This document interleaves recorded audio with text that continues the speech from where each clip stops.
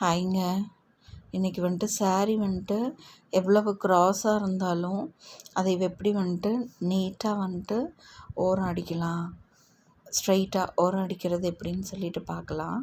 ஒரு சின்ன டிப்பு தான். ஜஸ்ட்டு வந்துட்டு இந்த கார்னர் எடுத்துகிட்டு கட் பண்ணிவிட்டு, ஒன் சைட் கார்னர் எடுத்து கட் பண்ணிவிட்டு கொஞ்சம் விளக்குனோம்னா அங்கே வந்துட்டு த்ரெட்டுங்க, வீவ் பண்ண த்ரெட்டுங்க வந்துட்டு வரும்.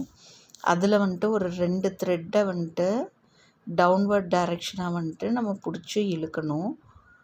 இழுத்துட்டு மேலே வந்துட்டு கிளாத்தை வந்துட்டு அப்வர்ட் டைரெக்ஷனில் இருக்கணும்.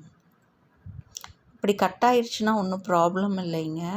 மறுபடியும் வந்துட்டு அதை அதே இடத்துலேருந்து கட்டான இடத்துலேருந்து வேறு த்ரெட் இருக்கும், அதை கொஞ்சம் பிடிச்சி இழுத்தோம்னா இப்படி ஷ்ரிங்க் ஆகிட்டே வரும் கிளாத்தை வந்துட்டு ஒரு கையில் வந்துட்டு அப்வர்ட் டைரெக்ஷனில் கிளாத்தை பிடிச்சி தள்ளணும். கீழே வந்துட்டு இந்த த்ரெட்டு நம்ம இழுத்தோம் இல்லைங்களா, அதை வந்துட்டு டவுன்வர்டு டைரெக்ஷனில் வந்துட்டு இழுக்கணும். மேலேயும் கீழேயும் இப்படி வந்துட்டு ஷ்ரிங்க் பண்ணி இழுத்தோம்னா அந்த கிளாத் வந்துட்டு அப்படியே ஷ்ரிங்க் ஆகி இப்படி வரும்.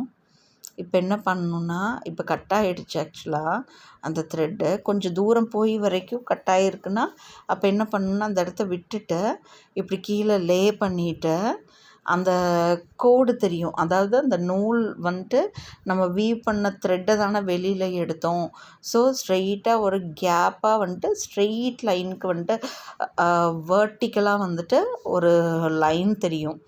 அந்த லைன்லேயே வந்துட்டு நம்ம வந்துட்டு ஜஸ்ட்டு கட் பண்ணணும். அப்படியே சிசர்ஸ் வச்சு அதை வந்துட்டு அப்படியே கட் பண்ணி எடுக்கணும் அந்த கிளாத்தை.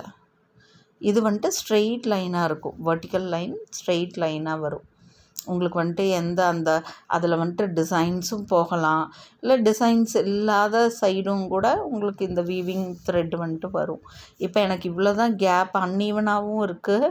அப்படிங்கிறனால நான் இந்தளவுக்கு கிளாத்தை வந்துட்டு விட்டு தான் கட் பண்ண வேண்டியதாக இருக்குது. ஸோ டிசைன் ஒன்றும் பெருசாக எனக்கு எஃபெக்ட் ஆகலை. அந்த ஷ்ரிங்காய் வந்துச்சு இல்லைங்க, அந்த இடத்துல கேப் வரும். இப்போ இது வரைக்கும் தான் என்னோடய நூல் கட்டாக இருந்துச்சு.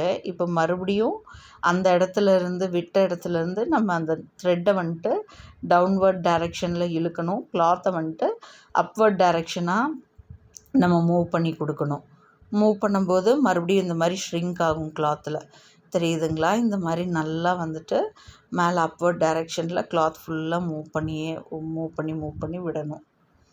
கீழே வந்துட்டு இந்த த்ரெட்டை என் கையில் சுற்றி இருக்கிறேன்னு தெரியுதுங்களா, அந்த மாதிரி சுற்றிட்டு கீழே டவுன்வர்ட் டைரெக்ஷனாக வந்துட்டு நம்ம இழுத்துட்டு வரணும். அப்போ கிளாத்தில் இருக்கிற அந்த த்ரெட்டு வந்துட்டு விலகி வரும். ஸோ நூல் அது விலகி எடுக்கும்போது நம்மளுக்கு இது வந்துட்டு அந்த ஸ்ட்ரெயிட் லைனாக தான் வரும் உங்களுக்கு.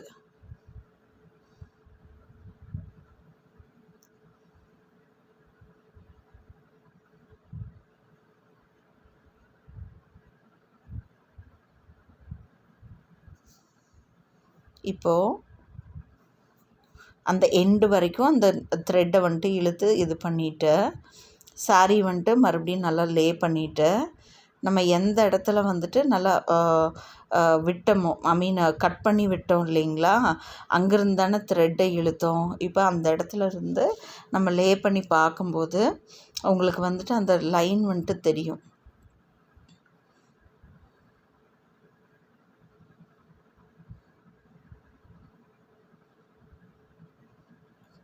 தெரியுதுங்களா? அதில் ஜஸ்ட்டு ஒரு லைன் அந்த விலகுனதோட சாரியில் அந்த த்ரெட்டு விலகுனதோட லைன் அப்படியே ஸ்ட்ரெயிட் லைனாக தெரியுது.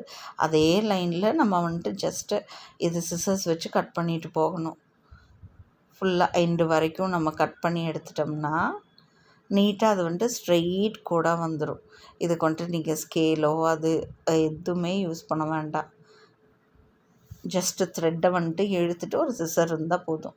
நீட்டாக வந்துட்டு ஸ்ட்ரெயிட் லைன் கிடச்சிடும் நம்மளுக்கு. எண்டு வரைக்கும் நீட்டாக வந்துட்டு கட் பண்ணி எடுத்துகிட்டு இது டெஃபினட்டாக வந்துட்டு உங்களுக்கு ஸ்ட்ரெயிட் லைனாக தான் வரும். இதில் வந்துட்டு கோணையாகிறதுக்கெல்லாம் ஒன்றுமே இல்லை.